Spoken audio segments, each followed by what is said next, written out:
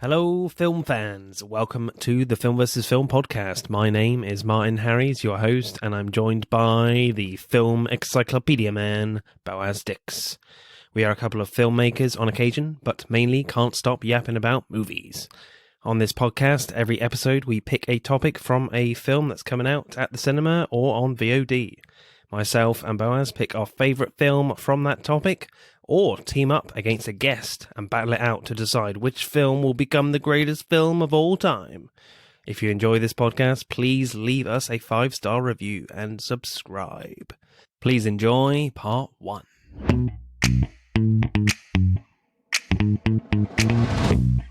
Hello, Polsters. We are back finally after a missed week, unfortunately, because, well, Martin had to go and get COVID, didn't he?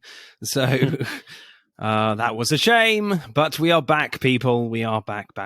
And this week, as Smile is out in cinemas, we are I'm very excited for that one. It does look very interesting.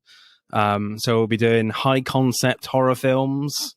Yes, I know you're asking, well, what exactly is a high-concept horror film? Well, I would probably say it's basically nothing to do with, like, your typical slasher film or like gothic horror stuff, so non-monsters, non-ghosts or demons and stuff like that. So it's just a really like weird, interesting idea for your horror movie.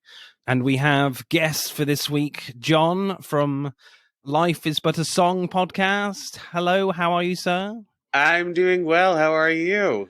We are very good. I am well now. Good. That's all we ask for. Yes. Yes. And of course, I am joined by a man who has been following me around on the same day over and over. Seem to be stuck in a bit of a time loop at the moment. But I was like, Boaz, you need to like stop following me now. This is really weird. It's Boaz Dix. How are you? I just want to merge with you and break all your bones. That's not nice. What are you doing? Gross. So, John, tell us about your podcast, or both of them, because you've got two. Yes, I have a second one called Movie Deja Vu, where that one is myself and my co-host Shady. We compare, kind of similar to what you guys do, where we compare similar movies. We don't have a third film to like encompass all of it, so it'd be like, like our first episode was Battle Royale versus The Hunger Games. So we go back and forth, we discuss the movies, and then we ultimately, we decide if we think they're the same. I mean, but we're just two opinions. So it's not the be-all, end-all, everyone. And then my other podcast, which you both have been on, is called Life's But a Song. It's where I bring on different guests every episode, and we talk about musical movies, musical TV shows, and sometimes we question what makes a musical movie or a TV show. Yeah, we were on yours talking about Rocket Man, which was a lot of fun, and kind of dissing on Bo Rap as well, which was fun too. I hope it didn't demonetize you all by singing part of Rocket Man right there. I'm sorry. You can cut that out if you need to. Yeah, Elton's going to destroy this channel now. Yeah, he's listening. He's always listening. Yeah. So, what do we make of the new horror film Smile, then? I know when I messaged, when you picked this one, John, you were like, yeah, this looks trashy, I'll pick this film. Oh, it looks like hot garbage. I'm so excited for it. Well, so the weird thing is like, I feel like they use the same CGI team that worked on Lucy Hale's Truth or Dare, the Blumhouse one, because it's the same face that they're the same smiling face and so I'm excited to follow this woman around. Hopefully she's going to do some research. Hopefully it's going to be a demon. Hopefully it's not going to be what you guys think it's going to be, because let's be real here, horrors these days are hit and miss. Yeah, I mean, it looks pretty gory. I think they're going for very much the gory creep no factor. Well, have you seen the trailer? It's like the woman's head just kind of hanging off, but there we go. Yeah, but that's supernatural. That was cool though. I quite like that. They're gonna justify it with some bullshit, and it's gonna. Oh, I could say those words, right? Yeah. I forgot to ask. Yeah, okay, great. Yeah, you can say whatever. Fuck, shit. Apart from the C one, but there we go. I'm speaking to two Brits. I forgot. Yeah. But yeah, like, I don't know. I think it's gonna just be like horror fluff. Yeah, I guess so. It's not going to be anything too serious. It looks very fun, you know. The creepy smiling thing. Whether that will kind of like sustain a whole film, I'm not sure, but we'll find out. I guess. I think I'm going to end our friendships today. I'm so sorry, everyone. I'm choosing violence. So should we go with your pick first then, John, for high concept films? So what was your pick? It's okay. I'm sensing a hate pick. I want to give some backstory before I announce which one. Sure. I also had difficulty wondering what high concept horror was. Yeah. Because I was just like, it's a metaphor within a horror movie, but like, whatever. Okay. So I had to go to the Google, and the number one option for high concept horror was It Follows. Yeah. And I was just like, well, fuck me. I guess we have to do that one because Yeah. that's the only one I could think of. I do not like this movie. Okay. And people are shocked when I admit that to them because apparently I'm not allowed to have my own opinion. But I mean, there's just something about this movie that I do not like. And I figured, hey, let's talk about it on a podcast. Well, I mean, It Follows was my kind of first thought for this subject as well. I mean, you know, I do quite like this film, actually. I think it's very clever. I can probably guess what your issues are with it. But I mean, were there any other films in contention for you, John? Or was it just this one, really, from your quick Google? Well, so after I picked this, I thought about it a little longer, and I was just like, I should have picked Carrie. Carrie would have been great. Yeah. There wasn't really that title of high concept horror until, like, I guess the past 10 years or so, really. decade, 15 years. Yeah. But, like, Carrie, if you really think about it, has layers to it. The original, not the remake one. We're not... No. Haven't bothered with it. But what I feel like with It Follows is that it really just, like, is so subtle with everything. And this is more of a visual cue, everyone. So I hope you use that on your social medias. It's so subtle.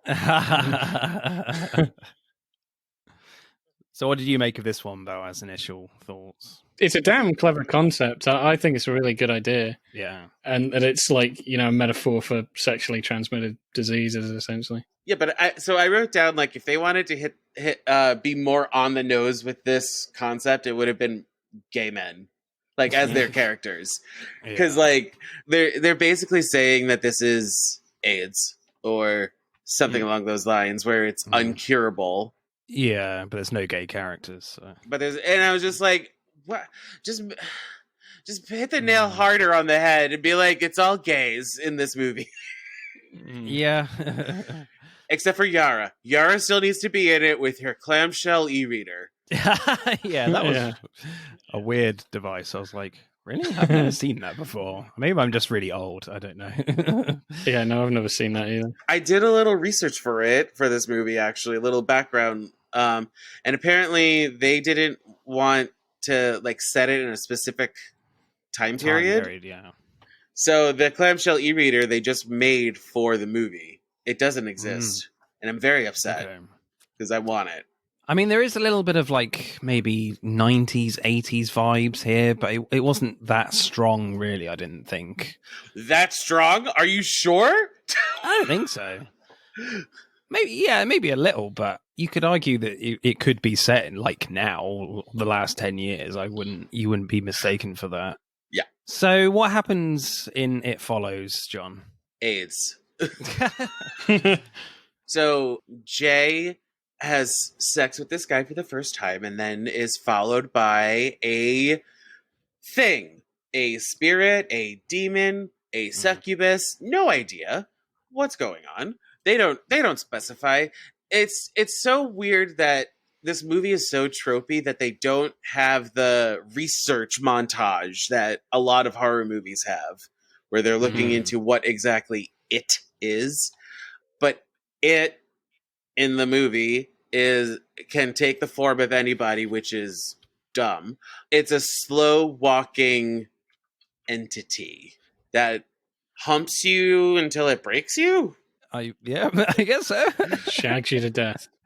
They're a little like fast and loose when it comes to the rules of this movie. It's also completely invisible except if you've had sex with somebody that's seen it. Or it starts to attack you and grabs your hair, and everyone else can see something grabbing your hair, or like you can shoot it. I don't know. Yeah. You can, yeah. They did shoot it a couple of times. Throw a blanket over it. I would have been there with like flour, like baking flour, and just like spraying it everywhere. Because, like, I guess you can do that. Who knows? That's a good idea. So, directing then. The opening scene is great, where it opens with, like, a big wide shot of, like, suburban America. It definitely reminded me a lot of, like, Haddonfield, straight out of, like, the Halloween films. Well, why is she wearing heels? Yeah, that's a bit weird, but... At least make her... Like, if she's... We don't know this character for shit. No. Apparently her name is Annie. But that's all we get. So she could be wearing anything. Why is she wearing basically no clothes and heels? Maybe she was just like sleeping and just like she's just so anxious that someone is following her, so she wakes up and sees something. I guess that's kind of like what I quite like about that opening scene is the fact that she wakes up, she runs into the road, and kind of loops around the neighborhood and goes back in, gets like her dad's car keys. So stupid. But you don't know like what the threat is, so there's a lot of mystery there of just like, other than what the title says it follows, but you're just like, it's, you know, there's some weirdness going on, and I think it's a good setup. And later on you cut to her by the beach and she's calling her parents for the last time, but there's a nice shot of her just like, you see what she's looking at in the distance, the big background shot of the car with the headlights on. And I found myself like scanning, you know, that big wide shot of like, oh, what's in there? Could there be something there, kind of thing?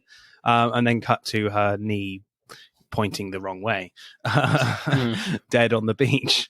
So I thought it was quite a nice opening to set up the film of like, there is a threat here, but we don't know what it is yet, which is very dangerous, obviously. So I did quite like it. It was quite clever, in my opinion. So to jump ahead for a hot second, though, when they're looking for Hugh, they find a picture of him and some girl in a porn magazine. Is that her? I didn't make the connection. Because they make no connection. No. I have so many questions about this movie that are unanswered. What I also want to know is, why is everyone so blasé in this movie? Yeah, they really are. They're teenagers. And... They're so monotone, though. Yeah. Like, so I was complaining about this movie to everyone that would listen. So when Jay is first being terrorized by it, you know, in the house when everyone's sleeping over and everything, and she's screaming bloody murder and all that, all of her friends are just like, Jay, what's wrong? Are you okay? What is going on, Jay? And then there's Yara like reading The Idiot off of her e-reader for no reason. Her whole character arc is to read off of that goddamn phone and then get shot in the leg. That's it. Yeah, pretty much. But I did quite like how that scene was constructed, though, with like the scares. You know, there's some brilliant like slow motion shots of Jay walking into shot and like turning her head to see a girl like peeing herself and being half naked. That was very creepy. Well, and that's what I was just like, it should be something like that. Or completely fuck with us and make it look like her, like people she loves and knows. Because this whole, like, it could be anyone thing is not... Didn't that first one, though, look like Yara? It did look like Yara a little bit. Yeah, well, there is when they're on the beach, it turns into Yara walking towards her. It did look like Yara when she turns her head slowly and you see her peeing herself. That looked like Yara to me. Oh, I didn't think that was Yara. I thought that was somebody else. Yeah, I thought that was just someone else. I thought it should either be people you know, or Mm. former victims, or Yeah. a demon. Make it a demon. A slow walking demon. Yeah. I mean, I guess they're not very specific on like who these people are, but I guess it's left very ambiguous about who these people are. Like, are they like people that's further down the line before the curse has got to like Hugh and Jay? Like but then again, you have like a really small, creepy Child, yeah. thing that comes out in the beach hut. And then there's like a giant guy with no eyes. Because wasn't that the little guy that goes through the door? I think that was the form of the child that keeps like peeping Tomming on her and stuff like that. Like they just have this kid that's always looking at her and stuff. Oh, but then when it kills Greg, it's his mom. Yeah, but also when it was walking to Greg's house, on the outside of its house, it was Greg. So I don't know the logic of why it picks the forms it does. I needed an answer. Yeah. And that is one of my few complaints about this movie is like I have so many questions that they don't answer. I like being spoon-fed things sometimes. Even when it changed to a friend when she was on the beach, I did like that scene, and it went by and grabbed her hair, and I thought that was pretty cool. Yeah. But her friend is swimming in the beach. Like they have a lot of, she's there. So it's not like too surprising if you are just looking around that it can't possibly be her. Right, and then when it's that naked man on the roof, you're just like, what is happening? You did not want to be that guy. Yeah. You see some dick in this movie, everyone. Yeah. Yeah, you got a day's work. You just need to like stand on the roof. That'd be interesting if they filmed that. Do you think the cops got involved? They're just filming. We're just filming a horror film. Why is that guy butt naked? I do want to touch upon, though, the music in this movie, because I think it's great. I think that is what makes it. Yeah. Like, if you take the music out, this movie is boring as fuck. I wouldn't go as far as that.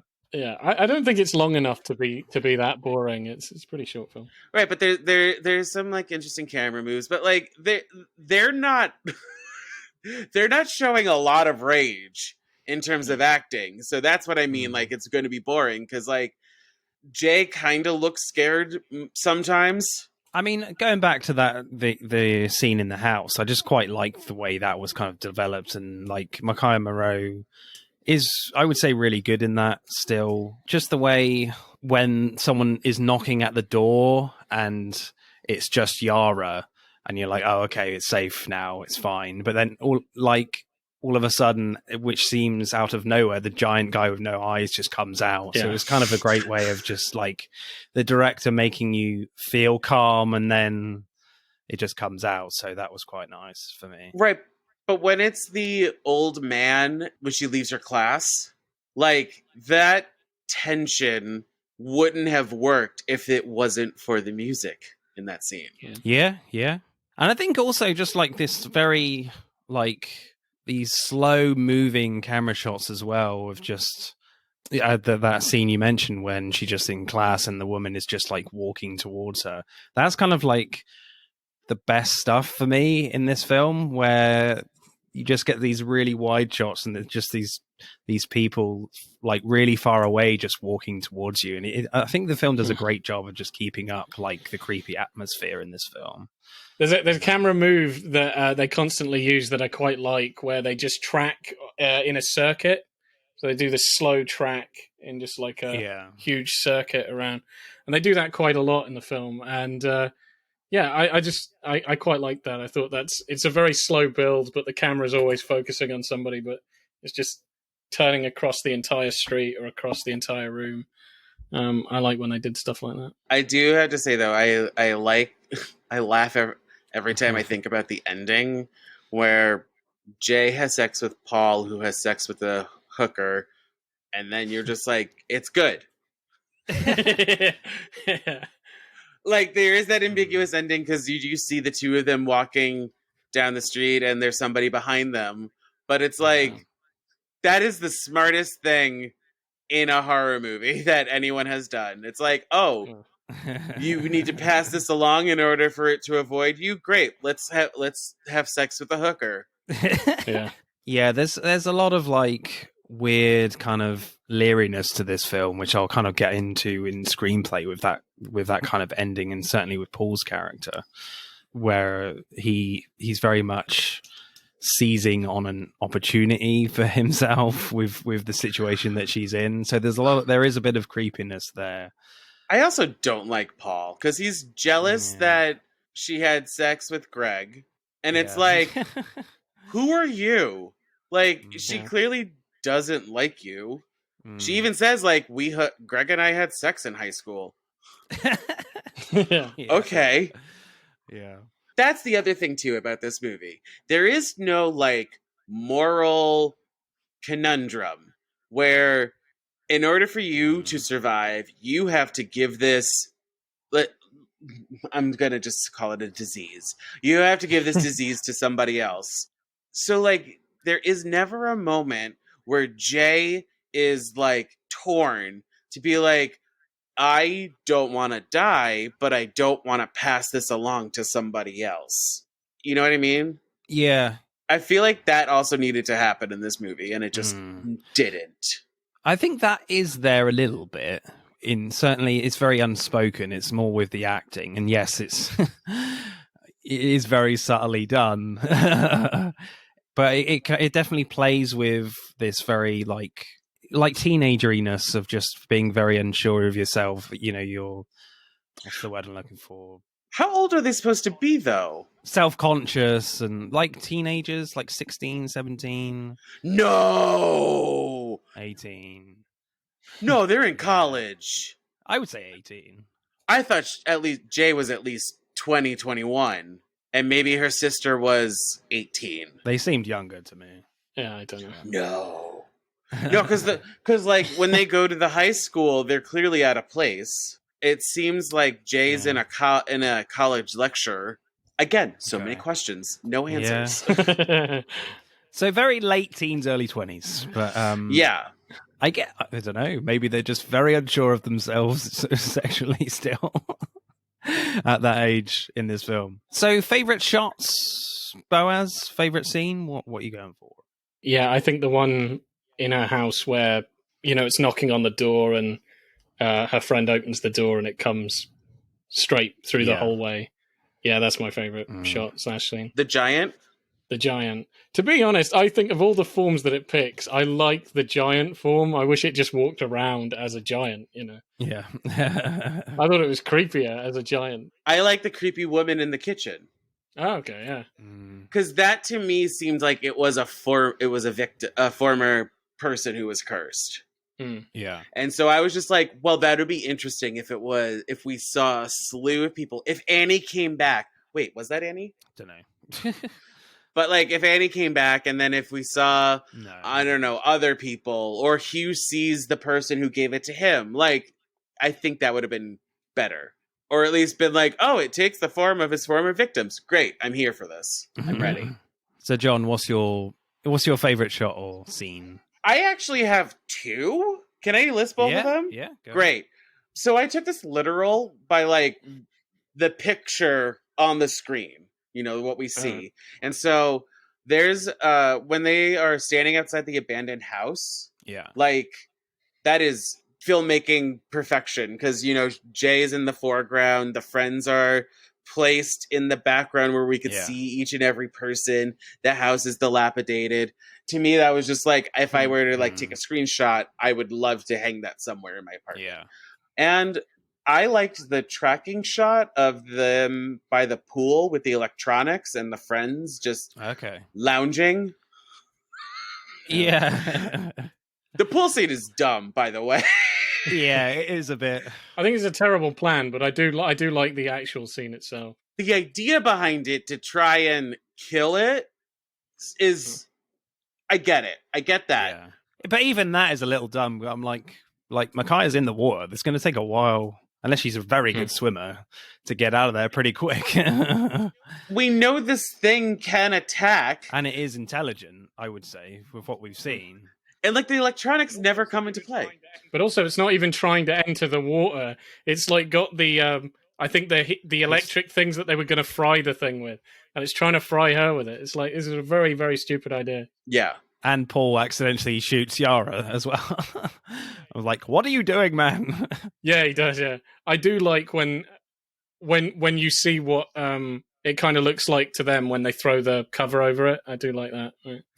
Where they want to see what it looks like. I don't want to be a total negative Nancy. There are some like interesting new thoughts and things happening in this movie that I really did appreciate. But like there's just no follow through, or there's no explanation for a lot of things. Are you kind of like the type of movie viewer that you want things explained for you a little bit more? A little bit more, yeah. But like this is very ambiguous, isn't it? This film, there's a lot of unsaid stuff, I would say, here between the characters. What exactly was the plan for them to get it into the water and then push all the electronics in?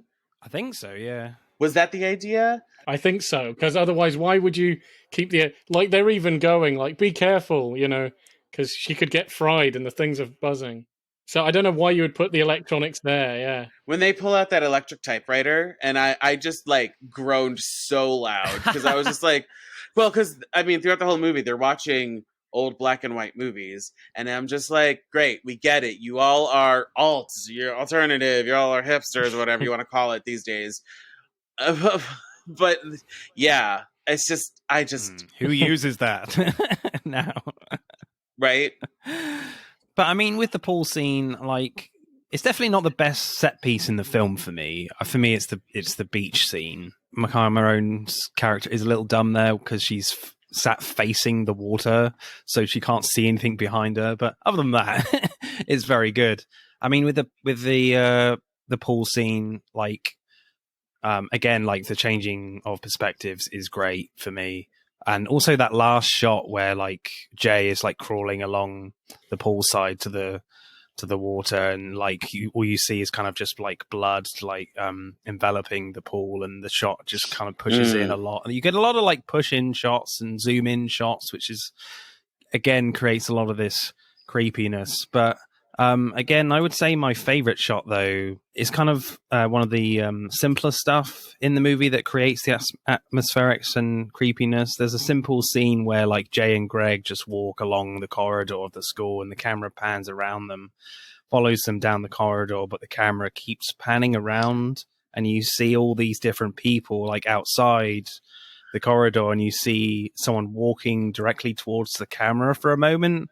And I think the film does a great job, like keeping this creepy atmosphere up, even in like the quiet moments where you're thinking, "Hang on, was there just a follower just then?" So I found myself a lot just like scanning the screen a lot. Like, is that someone? Is that someone there? Do they need to move quickly now? A lot of like just the slow, the simple idea of just them walking towards you is creepy to me, and some of the scariest stuff. Just that very unnerving thing. Mm-hmm. So, Boaz, what should we go for directing score? What do you reckon? I'm willing to go like an 8. Okay. 8.2 or something. How about 7.8? Solid 8? Yeah, right. How about you, sir? Are you ready? Yeah, sure. Yeah. You can use decimals if you want.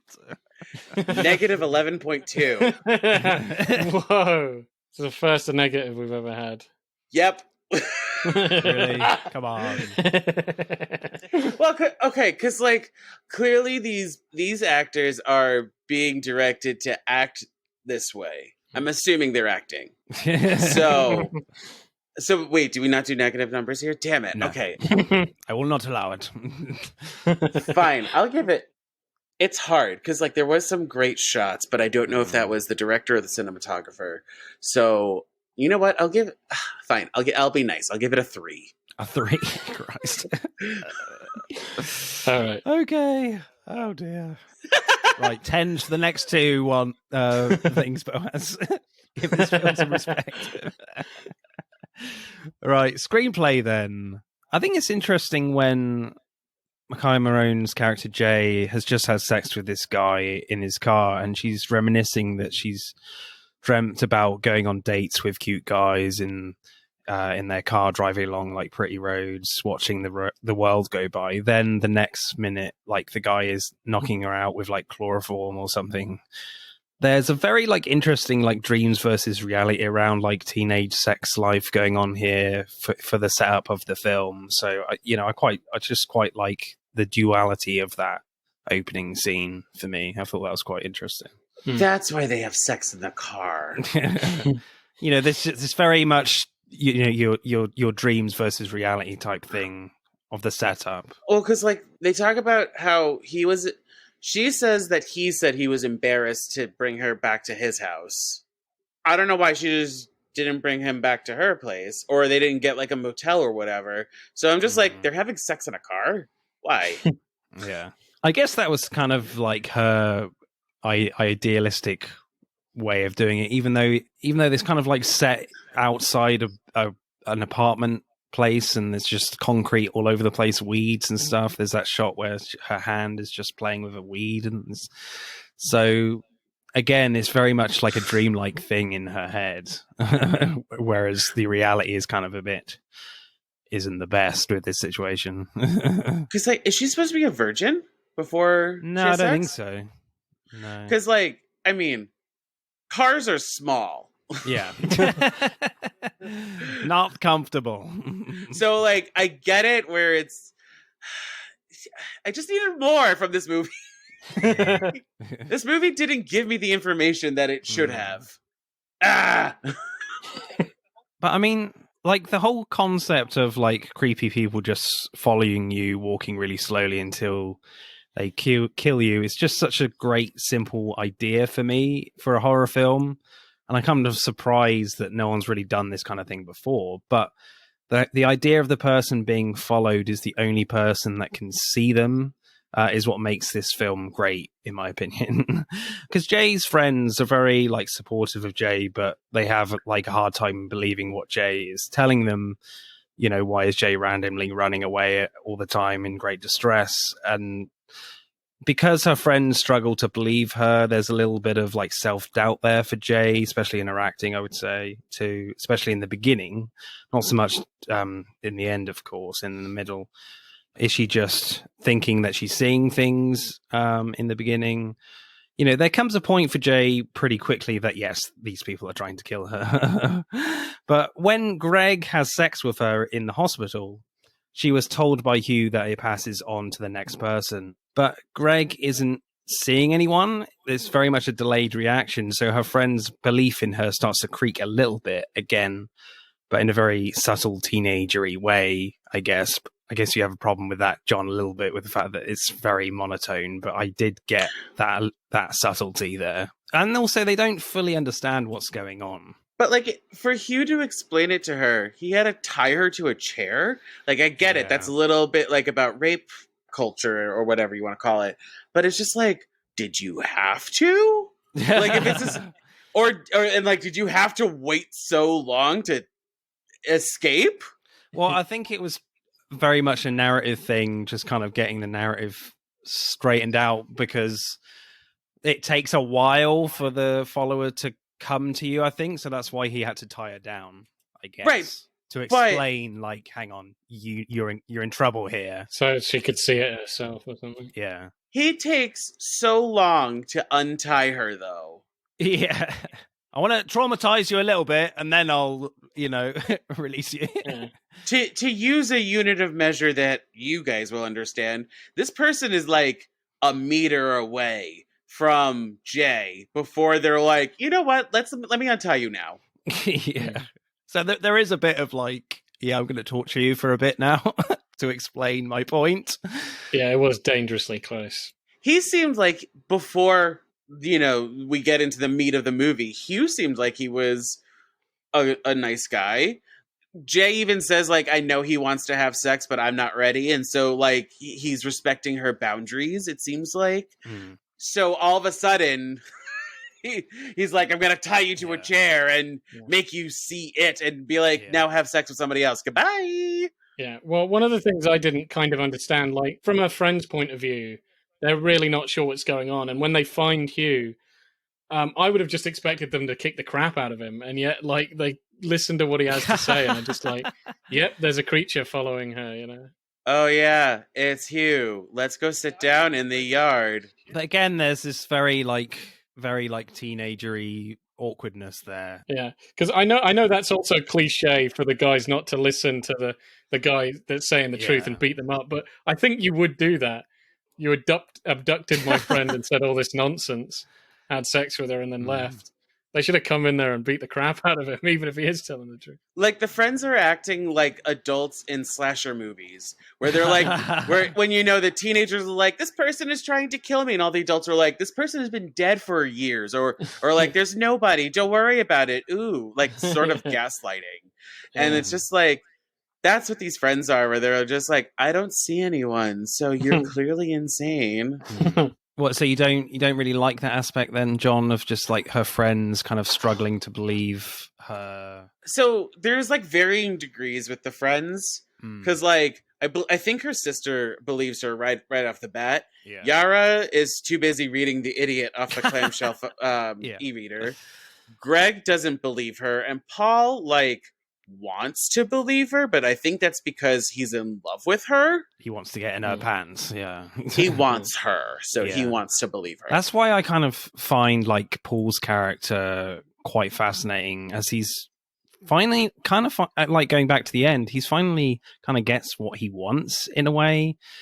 In the ending, you know, when they're holding hands with Jay walking down the street, you know, Paul is in a relationship with Jay now. That's what I came to the conclusion of at the end. Well, because they're forced to be in a relationship.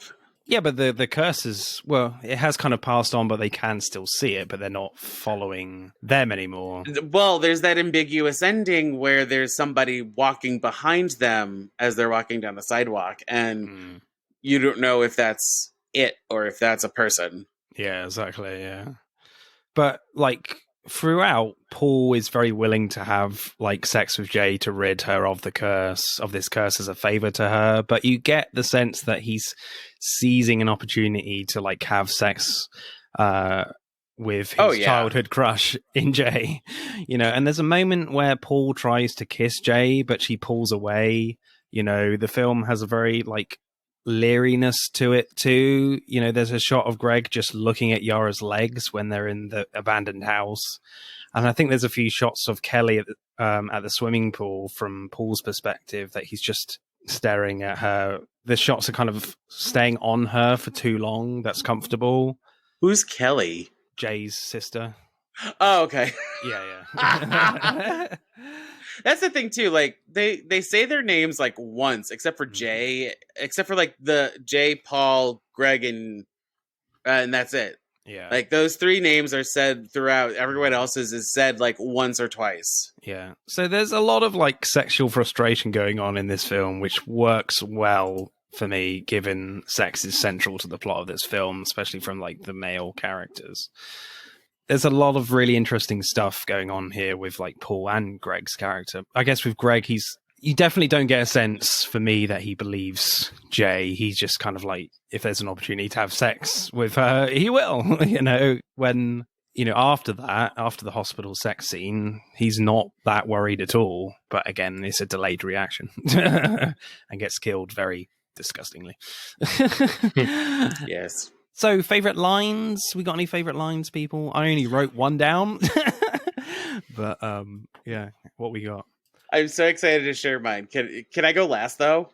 Sure. Boaz, you got a favorite line? I think it's the last line where, you know, she's reading that from that conch shell poem book or whatever, The Idiot. It's like the last thing she reads from that. I was like, I quite like that.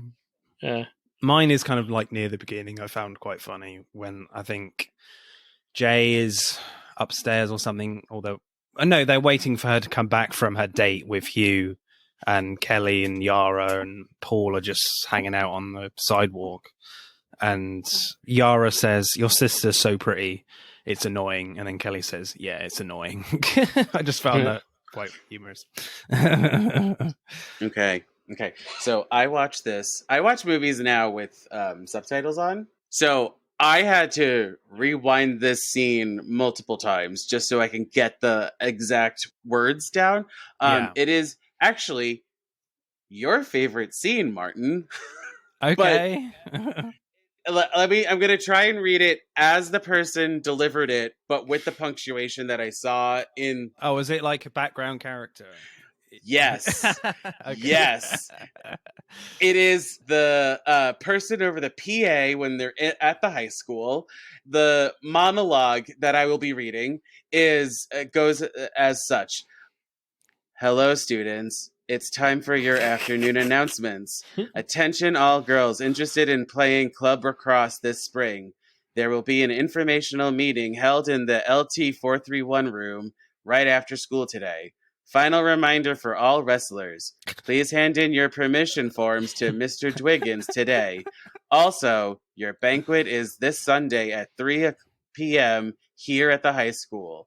It's time again for the High School Musical. This year is The Mouse That Roared, starting at 7 p.m. to 9:30 p.m. a show, and another performance tomorrow at 2 p.m. and 7 p.m.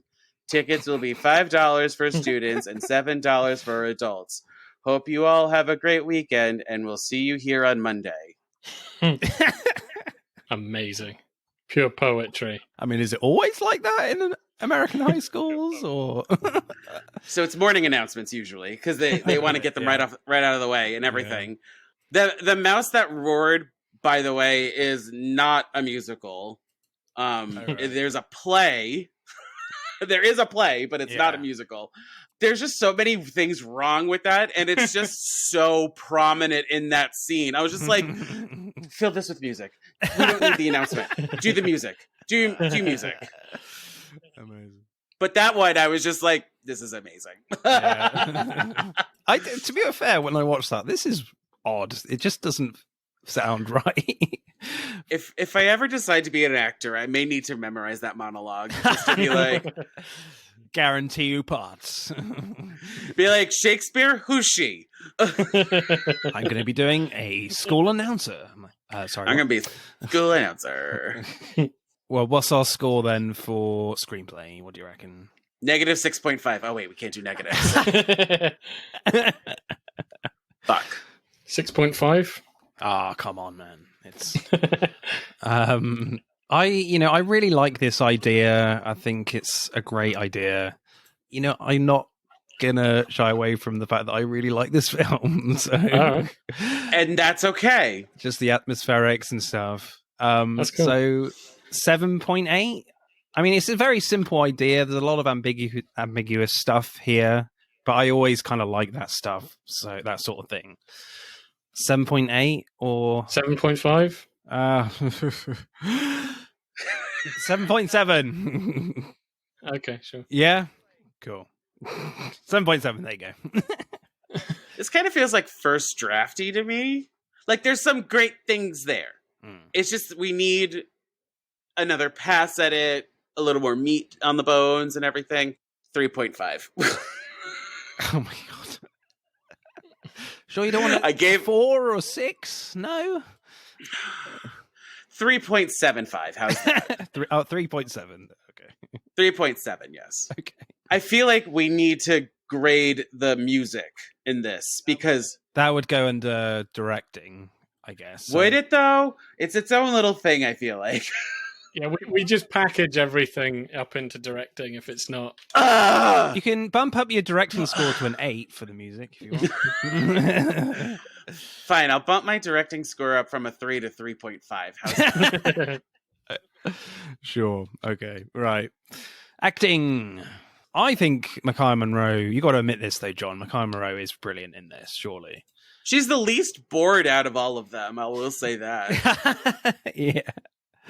I mean, when she's having sex with Greg in the hospital bed, because she's obviously not enjoying it at all.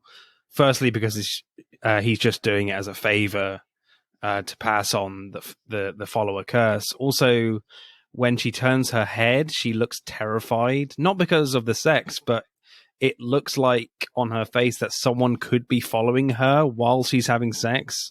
That terrified look on her face in that particular sex scene was pretty amazing from her. I thought it was pretty terrifying, even though you don't really get like the reverse angle, or because I think she's looking at the doorway of the room. Yeah, I really like that bit from Micaiah. But then whatever she was directed to do in the pool, I think destroys all the other good work that she's done. But I don't think it's all her fault. I feel like it's also part of the director, because she's just like, it's there. Ooh, let me point. It's there. That was so dumb. David Robert Mitchell, the director, who did Under the Silver Lake as well. I want to know what the director told the different people who portrayed it. What the direction was. Just be creepy and walk slowly, really slowly. Especially the ones that are named characters in the film already. Because, when it's Yara, when it's Greg, and when it's Greg's mom, because we see Greg's mom before. I wonder what they were told to be or something. Did they go to zombie school or something? Possibly. Those things do exist, don't they? So possibly. But you mentioned Greg's mum. I love the rule where when you can pass on the curse to someone else after having sex with them, and you can still see the followers, but they're following someone else. I love the moment after Jay has passed on the curse to Greg, when Jay sees a follower enter Greg's house, so she follows the follower into Greg's house, and Jay sees the creepy follower just knock on Greg's bedroom door, and the follower just stops knocking and looks at Jay for a moment, like, you're next, after I kill Greg. That was great. The weird thing, too, is that it is solid, because it can be shot, it can be hit, it can break windows, but it's invisible. Everyone outside of the curse can't see it. Yeah. So then at the beach, when Jay drives away, why not just hit it? Or would it pass through the car? Yeah, that is a good point. I was actually thinking about that, because she drives off while it's there, and I was like, is she going to run into it? Because if it's like a solid thing, just run over it a couple of times.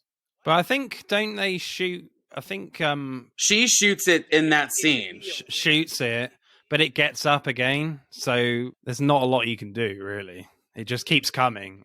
It looks like it can just heal very quickly. It does feel like a very much a Terminator situation in this horror film, where there's not a lot you can do at all. It will just keep coming. I would leave the country or go across a body of water. I don't think it can walk across, 3,000, 5,000 kilometers of water. It felt like water was its weakness, because it doesn't go in the pool right away. Well, in the pool, it doesn't really swim. Well, when it falls into the pool, it grabs her ankle. You don't see it try and swim. So maybe it can't swim. So maybe just throw it in they should try and find a way to throw it in a pool somewhere. Not a pool, the ocean. Throw it in the ocean. It does seem pretty formidable, though. I wouldn't. You know what they should have done? And this would also be more on the nose. The ending set piece should have been set at a pharmacy, and they just throw antibiotics at it. Come on! I'm on fire today! AIDS allegory. I mean, it is... even in the fucking trailer, they tell you that it is a metaphor for STIs. And it's just cool. So... okay, so that, come on, that would be high camp and so funny if it's take this amoxicillin, and it starts melting or whatever.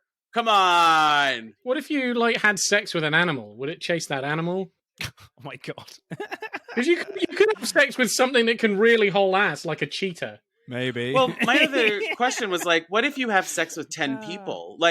I know it goes to the next one in the chain. Well, it'd just be the first one, I guess, that we'd follow. But, isn't that also giving yourself some security where you're no, I had sex with this next person, so down the line, technically they're part of the chain. Yeah, I think he might not count it. I think it would just be the first one that gets the curse. So I think even when he was fucking a bunch of whores, I don't think that's going to help, because I think it would just be the first one that the hooker slept with. And then if that guy isn't sexually active beyond that first hooker, then, you know. How dare you assume that the hooker sleeps with a man? Yeah. No, you know, a man that sleeps with a hooker doesn't mean he's like always sleeping with girls and shit. Or that hooker could hook up with a woman. How dare you assume that? Yes, true. Yeah, sorry. It's being so terrible. Eh? What if you jerk off into a cup? Would it come after the cup? Well, also, when do you pass the curse? Is it when you climax or is it at penetration? No, this is a legit question because it's just like... Yeah, that is true. I'm full of questions and I'm very hateful. Yeah. I'm happy for that to be ambiguous, to be honest. Don't need to go into detail with that. Why? Because you could have a vial of your semen and just like shove it into people. It would just seem weird when another character is like, yeah, but you have to ejaculate. Oh no, it's just you just have to penetrate. You know, that's not going to play well in a movie. Yeah, and no, they have to come as well. If they don't come, Plus, do you have to be safe, Exactly. or do you have to raw dog people? yeah, that's an interesting. Yeah, it's not going to play well in a horror film. No. So Boaz, favorite performance? Who you going with? Yeah, the main person. Mackay Moreau. Yeah, Yeah, I'm going to go Mackay Moreau as well. I think she's awesome. John, how about you? My favorite performance is from that clamshell e-reader. So good. I want it. I want it. I don't understand the mechanics of it, but I want it. And that is legit my answer, my final answer. Yeah, Olivia Lacardi. No, not Yara. I'm talking the clamshell phone itself. Oh, right. It did a great job. Just the reader. An inanimate object. Okay. Yes. That's what I'm giving my favorite performance to. Sure. Clearly, you can tell how much I love this movie by giving it to an e-reader. Yeah. Acting score, Boaz, what should we go for? You make a suggestion this time. Okay. Well, as you know, I quite like the performances in this. I do like a good subtle acting performance.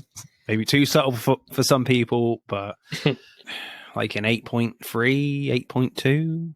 John, just like you are insane. Giving it a 2. Giving it a 2. Yeah, I don't know. 8.3? Or in the 7s? 7.9? Yeah?